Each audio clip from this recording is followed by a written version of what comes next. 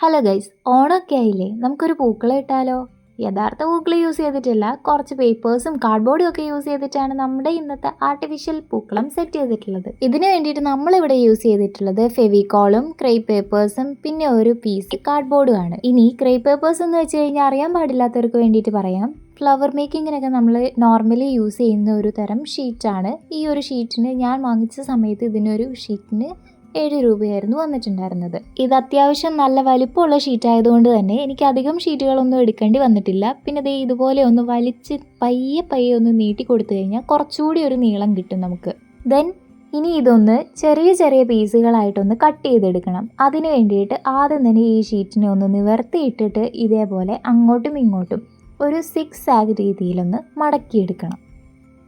ഇങ്ങനെ ചെയ്യുന്ന സമയത്ത് ഇതെല്ലാം ഒരേ അളവിൽ തന്നെ വരാനായിട്ട് പ്രത്യേകം ശ്രദ്ധിക്കണം. ഇല്ലാന്നുണ്ടെങ്കിൽ നമ്മൾ കട്ട് ചെയ്യുന്ന സമയത്ത് എല്ലാം ഡിഫറെൻ്റ് ആയി പോകും സൈസ്. ഞാനിവിടെ കട്ട് ചെയ്യാൻ വേണ്ടിയിട്ട് ഇതേപോലെ ഒരു ടൈഗർ ബാമിൻ്റെ അടപ്പെടുത്തിട്ട് ഇതുപോലൊന്ന് മാർക്ക് ചെയ്ത് കൊടുക്കുകയാണ്. നിറയെ സർക്കിൾസ് അപ്പം നമുക്ക് ഇതുപോലെ കിട്ടും.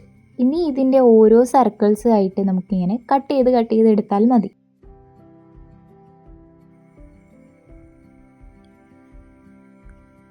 ഇതിങ്ങനെ സർക്കിൾ ഷേപ്പിൽ കട്ട് ചെയ്യുന്നത് എന്തിനാന്ന് വെച്ചിട്ടുണ്ടെങ്കിൽ മറ്റേതെങ്കിലും ഷേപ്പുകളിലോ, ഫോർ എക്സാമ്പിൾ സ്ക്വയർ ആയിട്ടോ ട്രയാങ്കിൾസ് ഒക്കെ ആയിട്ടോ ഒക്കെയാണ് ഇത് കട്ട് ചെയ്തെടുക്കുന്നതെന്നുണ്ടെങ്കിൽ ഇത് അതിലേക്ക് ഒട്ടിക്കുന്ന സമയത്ത് ലെവലല്ലാതെ ഇരിക്കും.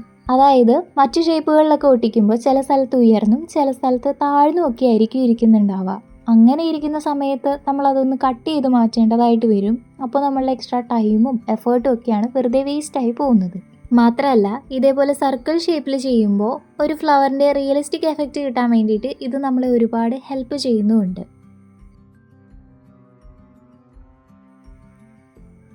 ഇനി ഇത് ഒട്ടിക്കുന്ന സമയത്ത് ഒരു കാര്യം പ്രത്യേകം ശ്രദ്ധിക്കണം. ഇതേപോലെ ഒരു പെൻസിലോ പെയിൻറ്റ് ബ്രഷിൻ്റെ ബാക്ക് സൈഡോ ഒക്കെ യൂസ് ചെയ്തിട്ട് നമ്മളുടെ സർക്കിൾ ഷേപ്പിലേക്ക് ഇങ്ങനെ ഒന്ന് സെൻറ്ററിൽ വെച്ചിട്ട് ജസ്റ്റ് ഒന്ന് ട്വിസ്റ്റ് ചെയ്യണം. അങ്ങനെ ട്വിസ്റ്റ് ചെയ്യുമ്പോൾ നല്ല തിക്കനായിട്ടുള്ള എതളുകൾ കിട്ടാനായിട്ട് നമ്മളിത് കൂടുതൽ ഹെൽപ്പ് ചെയ്യും.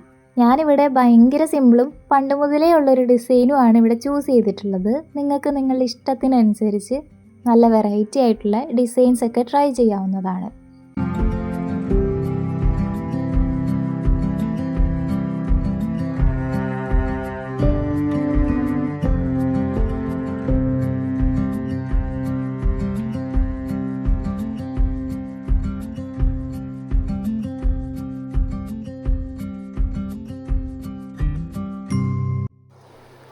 ഞാൻ ഈ പൂക്കളം ചെയ്യുന്ന സമയത്ത് എനിക്ക് 1-2 മിസ്റ്റേക്സ് ഒക്കെ പറ്റിയിട്ടുണ്ടായിരുന്നു. ആദ്യത്തെ മിസ്റ്റേക്ക് എന്താണെന്ന് വെച്ച് കഴിഞ്ഞാൽ ഞാൻ ഇതിൻ്റെ മെഷർമെൻ്റ് ഒന്നും എടുക്കാതെയാണ് ഒരു ഓവർ കോൺഫിഡൻസിൽ ഇത് വരച്ചത്. അതുകൊണ്ട് തന്നെ ലാസ്റ്റ് ആയപ്പോഴാണ് എനിക്ക് പണി കിട്ടിയെന്നുള്ളത് മനസ്സിലായത്. സ്റ്റാറിൻ്റെ ഒരു കാലിൻ്റെ അളവ് ഭയങ്കരമായിട്ട് കൂടിയിരുന്നു. അപ്പോൾ നിങ്ങൾ ചെയ്യുന്ന സമയത്ത് കൃത്യമായിട്ട് മെഷർമെൻ്റ് ഒക്കെ എടുത്ത് ചെയ്യുകയാണെങ്കിൽ നല്ല പെർഫെക്റ്റ് ആയിട്ട് തന്നെ കിട്ടും.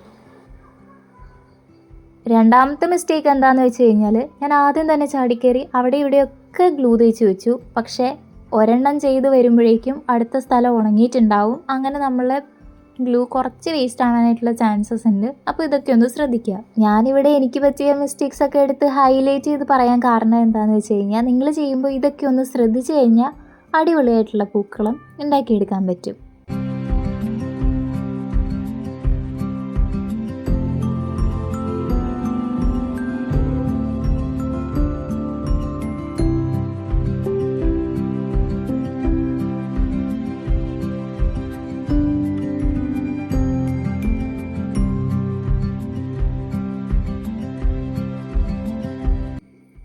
പിന്നെ കുറേ ആളുകൾക്ക് ഈ ഒരു ആർട്ടിഫിഷ്യൽ പൂക്കളം എന്നുള്ളൊരു കോൺസെപ്റ്റിനോട് അധികം ഇൻട്രസ്റ്റ് ഒന്നും ഉണ്ടാവില്ല. ബിക്കോസ് പൂക്കളില്ലാത്ത എന്ത് പൂക്കളം എന്നായിരിക്കും. ഇത് മെയിൻലി നമുക്ക് യൂസ് ചെയ്യാനായിട്ട് പറ്റുന്നത് ടൈം അധികം ഇല്ലാത്തവർക്കും അതേപോലെ തന്നെ അബ്രോഡുള്ളവർക്കും പിന്നെ ഫോട്ടോഷൂട്ടുകൾക്കൊക്കെ പ്രോപ്പർട്ടി ആയിട്ടും യൂസ് ചെയ്യാനായിട്ട് പറ്റും. അതാകുമ്പോൾ ഒരു ഫോട്ടോ എടുത്ത് ലൊക്കേഷൻ മാറണം എന്നുണ്ടെങ്കിൽ രണ്ടാമത്തെ ലൊക്കേഷനിൽ വീണ്ടും നമ്മൾ പൂക്കളം ഇടേണ്ട ആവശ്യമില്ല. ജസ്റ്റ് ഈ കാർഡ്ബോർഡ് എടുത്ത് പ്ലേസ് ഒന്ന് മാറ്റി വെച്ചാൽ മതി. ഞാനിത് പറയാൻ കാരണം എന്താണെന്ന് വെച്ചാൽ ഈ ആർട്ടിഫിഷ്യൽ പൂക്കളത്തിൻ്റെ യൂസസും അതിൻ്റെ കോൺസെപ്റ്റും ഒന്ന് ക്ലാരിഫൈ ചെയ്യണമെന്ന് തോന്നി, അത്രയേ ഉള്ളൂ.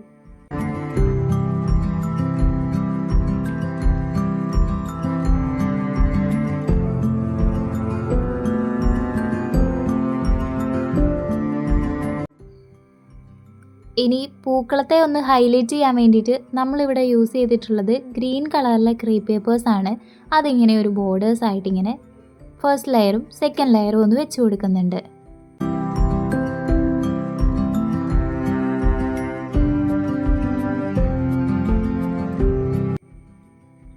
ഫൈനലി നമ്മളുടെ കയ്യിൽ കുറച്ച് കളേഴ്സൊക്കെ ബാക്കി വന്നിട്ടുണ്ടായിരുന്നു.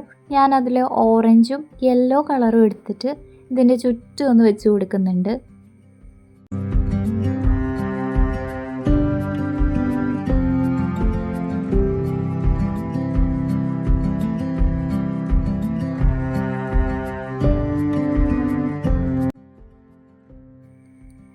ദെൻ നമ്മൾ മുന്നേ ചെയ്തിട്ടുള്ളൊരു ആർട്ടിഫിഷ്യൽ ഫ്ലവർ ഇങ്ങനെ കട്ട് ചെയ്തിട്ട് അതിൻ്റെ സെൻറ്ററിലായിട്ട് ഒന്ന് വെച്ച് കൊടുക്കുന്നുണ്ട്.